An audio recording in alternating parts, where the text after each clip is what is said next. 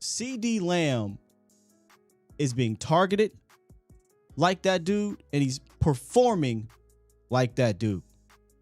And that's all I can ask for from my wide receiver one. I think the one thing that a lot of Cowboys fans would say needs to be cleaned up, though, is for whatever reason, Dak and CeeDee Lamb in the middle of the field just hasn't been right. It just hasn't. Dak's got 5 picks, I believe, since his return. 11 total touchdowns, 5 interceptions. I can live with them. I mean, especially when you're 4-1, and especially when even with the picks in the one game you lost, you were up 28-14. You should have won a damn game in the fourth quarter. Qs are going to throw picks. Happens. Just don't throw them at the end of the game. But I go back and I watch some of these interceptions. You can really break this thing down to a science a little bit. 1, 3 of the 4, I think, were specifically to CeeDee Lamb. On one side, I don't mind you targeting CeeDee Lamb. That's your number one guy. On the other side, that part of the field, it's kind of hit or miss. Everywhere else, though, they're amazing. Everywhere else. So if that's the case, if my hit rate is so high outside the deep middle, because it's the deep middle, I got to make an adjustment, man. I got to make an adjustment because I don't want that part of my game, our game, whatever, to come back and bite us in the ass. Well, Sky, what adjustment would you make? Very simple. I'd stop running CeeDee Lamb there and put Noah Brown there. It's that simple. And here's why.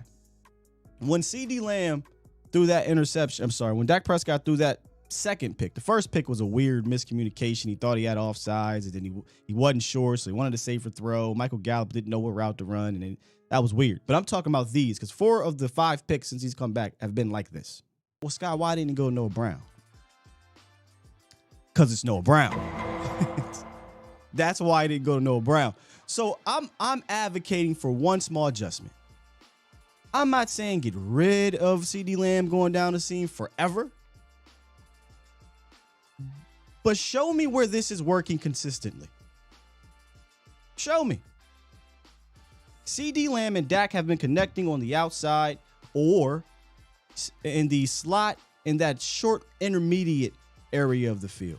So instead of sending CeeDee Lamb down the seam and hoping that you guys can miraculously start connecting there, bring his ass on the outside, send him under, because he's a yak guy, right? He can do the yak things. Send him under.